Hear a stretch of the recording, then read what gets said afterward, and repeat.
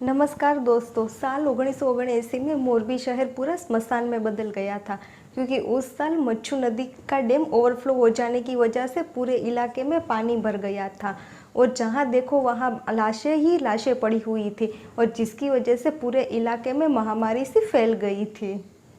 यह हादसा मच्छू नदी का डैम टूट जाने की वजह से हुआ था। तारीख थी 11 अगस्त की और साल था 1979 का। उस दिन मच्छू नदी के कारण पूरा शहर स्मशान में बदल गया था। शहर में लगातार बारिश हो रही थी, जिससे स्थानीय नदियों में बाढ़ आ गई थी और मच्छू डैम ओवरफ्लो हो गया था और कुछ ही देर में पूरे शहर में तबाही मच गई थी। 11 अगस्त 1979 की दोपहर 3:15 डैम टूट गया था और 15 मिनट में ही डैम का पानी पूरे शहर को अपने झपेटे में ले लिया था। देखते ही देखते मकान, इमारतें गिर गई, जिससे लोगों को संभलने और बचने का कोई मौका ही नहीं मिला।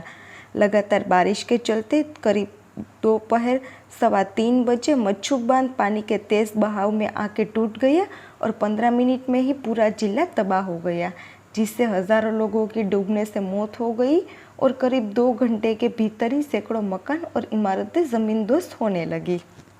उस दिन मोरबी शहर में मौत का तांडव मच चुका था और 2 घंटे के अंदर ही मच्छू का जल पूरे शहर को तितर बितर करके दूर चला गया था और इसकी इमेजेस आप मेरे पीछे वीडियो में देख सकते हो, लेकिन कई सारी ऐसी इमेजेस है जिसको मैं नहीं दिखा सकती। इतनी भयानक हालत हुई थी मोरबी शहर में। अचानक पानी का बहाव बहुत बढ़ता देखकर मोरबी निवासी घबरा गई और अपनी जान बचाने के लिए भागे, लेकिन उस समय कंक्रीट की इमारतें या बहुमंजिला इमारतें की बहुत कमी थी।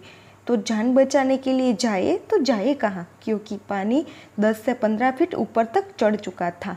तो कई लोगों ने इमारतों और घरों पर चढ़ के अपनी जान बचाने की कोशिश की। सरकार के आंकड़े के अनुसार इस हादसे में 1440 लोग और 12,850 से ज़्यादा जानवरों की मौत हो गई थी। बाढ़ का पानी उतरा तो लोगों ने खौफनाक मंजर देखा।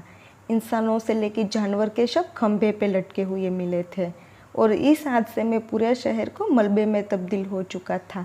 चारों तरफ लाशें ही लाशें नजर आ रही थी और इस त्रासदी के कुछ दिन बाद 16 अगस्त को इंदिरा गांधी ने मोरबी शहर का दौरा किया था। तो लाशों की इतनी बदबू आ रही थी कि नाक पे रुमाल रखना पड़ा। इंसानों और पशुओं की लाशें सड़ चुकी थी और इस समय मोरबी का दौरा करने वाले नेता और राहत के बचाव कार्य में लगे लोग भी बीमारी का शिकार हो गए थे। दावा किया जाता है कि 7,000 लोगों को सुरक्षित बाहर निकाला गया था। इस विनाशकारी जल प्रलय में 6,160 घर, 1,800 झोपड़ियाँ क्षतिग्रस्त हो गए थे और 12,850 जानवर मारे गए थे और 1,440 जितने शव मिले और 28 करोड़ का नुकसान हुआ था और फिर सरकार ने इसे एक्ट ऑफ गॉड जाहिर करार कर दिया था।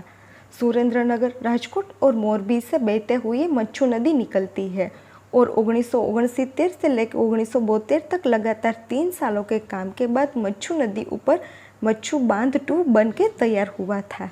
यहाँ पर मच्छू बांध 1 तो पहले से ही मौजूद था।